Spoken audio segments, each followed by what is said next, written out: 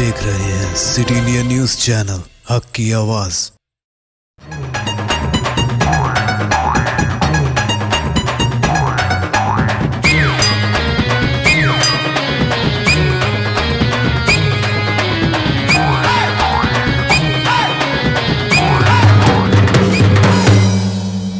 మస్తు ముచ్చట్లనిపించే ఖతర్నాక్ కబుర్లకు స్వాగతం. అందరికీ దండాలలో పల్లె పట్నం దేశం విదేశాలలో జరిగిన చిత్ర విచిత్రాలేదో చూద్దాం.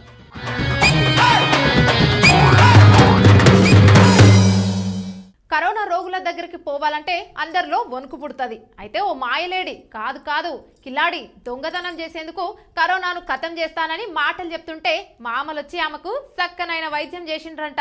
మాస్కులు పీపీఈ కిట్లు పెట్టుకుంటే ఎవరు దొంగలు ఎవరు డాక్టర్లు చెప్పడం కష్టంగా మారింది ఈ రోజుల్లో. అయితే బెజవాడలో ప్రభుత్వ ఆసుపత్రిలో ఓ కిలాడి లేడీ కరోనా వార్డులో డాక్టర్ అవతారం ఎత్తింది. అమ్మగారు డాక్టర్గా ఎందుకు మారింది అనుకుంటురా? పేషెంట్లకు సేవ చేసేందుకు కాదు వారి దగ్గర నుండి డబ్బులు దున్నుకునేందుకు, సెల్ ఫోన్లు కొట్టేసేందుకు డాక్టర్గా మారింది సక్కనమ్మ. అయితే పీపీఈ కిట్ ధరించి ఈ అమ్మడు ప్రతిరోజు కరోనా వార్డులో తిరుగుతూ రోగుల బాగోగులు తెలుసుకొని వారి బంధువులకు చెప్పి పైసలు వసూలు చేసేదంట. అయితే ఆ కిలాడిపై ఓ రోజు సెక్యూరిటీకి డౌట్ వచ్చిందంట. ఎవరి మ్యాన్ నిలదీయగా నీళ్లు మింగి దొరకకుండా వారిపోయిందంట. మళ్ళీ నన్ను ఎవరు గుర్తుపడతారులే అనుకుందో ఏమో. మరుసటి రోజు కూడా అమ్మడు డాక్టర్గా వెళ్తుంటే మహిళా సిబ్బంది పట్టుకొని పోలీసులకు అప్పచెప్పిరంట. ఈమె తెలివి చూస్తే దొంగల్లో మేటి దొంగ ఉన్నట్లుందిగా. ఇంకా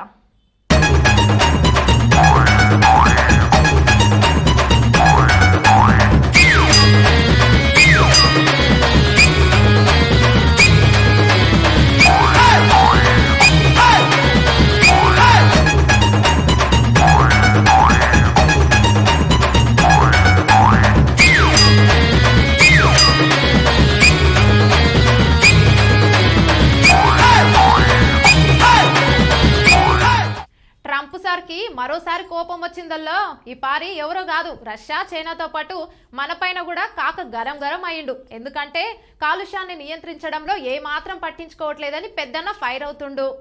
అగో పెద్దయినా మళ్ళీ గరం అవుతుండల్లా గాలి కాలుష్యాన్ని రష్యా చైనా ఇండియాలు కంట్రోల్ చేయడం లేదని కోపం అవుతుండ్రు. అరే మేము ప్రకృతిని కాపాడేందుకు ఎన్నో ప్రయత్నాలు చేస్తుంటే ఈ మూడు దేశ పోళ్ళు మాత్రం వాతావరణ కాలుష్యాన్ని పట్టించుకోబోనని అంటుండు. అంతేకాదు ఇంకో పెద్ద మాట కూడా చెప్పిండు. తాను అమెరికా అధ్యక్షుడిగా ఉన్నంత కాలం తమ దేశాన్ని నెంబర్ 1 స్థానంలోనే నిలబెడతానని, ఇతర దేశాలను తొలి స్థానంలో నిలబెట్టనని, ఇప్పుడు అమెరికా ఫస్ట్ ప్లేస్ లో ఉందని చెప్పిండ్రు. సరే కాక నువ్వు చెప్పినట్లుగా మా పెద్దోళ్లకు మేము చెప్తాం కానీ మా దేశంలో చెప్పేటోళ్ళు ఎక్కువ కానీ పట్టించుకునేటోళ్ళు తక్కువ అయ్యిరు. ఏం చేయాలో ఏమో పో.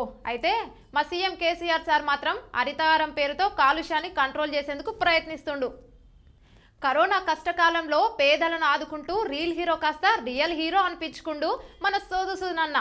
ఆయన లాక్డౌన్ కాలంలో పేదలకు చేసిన సేవలకు యావత్ దేశం మొత్తం జేజేలు వలికింది. ఆయన చేసిన సేవకి ఎంతమంది మెచ్చుకున్నారు తెలుసా?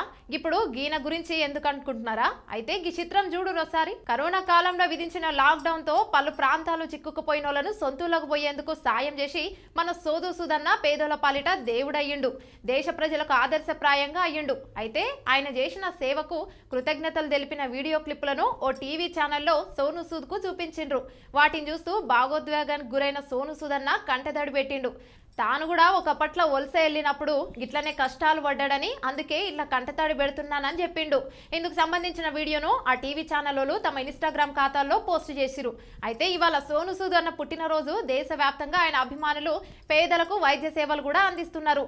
సోనుబాయ్ నువ్వెంతైనా రీల్ పై విలన్ గా నటించి నువ్వు కరోనా కాలంలో పేదల పట్ల రియల్ హీరోగా నిలిచినావు. రామారావు సార్ అంటే రామారావు సారే, మాట ఇస్తే తప్పనని మరోసారి నిరూపించుకుండు. ఇటీవల కాలంలో ఆయన పుట్టినరోజును పురస్కరించుకొని సర్కారీ ఆసుపత్రులకు అంబులెన్స్లు అందిస్తానని చెప్పినట్టే ఇచ్చిండు. తన పుట్టినరోజు సందర్భంగా ఈ మధ్యన తెలంగాణ మంత్రి కేటీఆర్ సారు ఓ మాట ఇచ్చిండు. సర్కారీ ఆసుపత్రులకు అంబులెన్స్లను అందజేస్తానని స్ఫూర్తిదాయకమైన నిర్ణయం తీసుకున్నాడు. 6 అంబులెన్స్లకు ఇస్తానని, వాటికి అయ్యే ఖర్చును భరిస్తానని, వాటిని టీఆర్ఎస్ పార్టీ తరపున వాటిని అందజేస్తానని ఆయన హామీ ఇచ్చిండు. ఇచ్చిన మాట మేరకు కేటీఆర్ సారు ఈరోజు 6 అంబులెన్స్లను ప్రభుత్వానికి అందజేసిండు. మనం మనుషులమేనా? మనకు కూడా మానవత్వం ఉందా? ఈ ముచ్చట నేను ఇప్పుడెందుకు అంటున్నా అనుకుంటురా? వరంగల్లో జరిగిన ఘటన చూస్తే మీరు కూడా అయ్యో అంటారు. వరంగల్లో అత్యంత ఘోరమైన ఘటన జరిగిందల్లా అక్కడ పోతన శ్మశాన వాటికలో కరోనాతో చనిపోయిన 4 వ్యక్తుల మృతదేహాలను ఒకే చితిపైన దహనం చేసిరు. 3 చితులపై 9 కంటే ఎక్కువ శవాలను తగలబెడుతున్న వీడియో సోషల్ మీడియాలో ఇప్పుడు వైరల్ అవుతోంది. అయితే దీనిపైన వరంగల్ పెద్దాయన మున్సిపల్ కమిషనర్ పమేలా సత్పత్తి అడిగితే ఆయన చెప్పిన సమాధానం ఏందో తెలుసా? సిబ్బంది కొరత, కట్టెల కొరత వల్లే ఒకే చితిపైన ఎక్కువ శవాలను దహనం చేయాల్సి వస్తుందంట. అయితే దహన కార్యక్రమాలకు పేగుదెంచుకున్నోలే రావడం లేదని, ఇలాంటి పరిస్థితుల్లో తామేం చేయగలమని ప్రోటోకాల్ ప్రకారమే మృతుల అంత్యక్రియలు నిర్వహిస్తున్నామన్నాడు. అయితే మీరు కూడా కరోనా కాలంలో చేస్తున్న సేవను మేము అభినందిస్తున్నాం, కానీ ఒకే చితిపైన ఇట్లా 3 మృతదేహాలు పెట్టి దానం చేయడం కరెక్ట్ కాదు కదా. ఓ మానవత్వం ఉన్న మనిషిగా ఆలోచించండి పెద్దాయన. ఇగో సుషీర్ కదా, ఇవి ఇయాటి ముచ్చట్లు. మళ్ళీ రేపు మంచి మంచి ముచ్చట్లతో మళ్ళీ కలుద్దాం. ఉంటా మరి.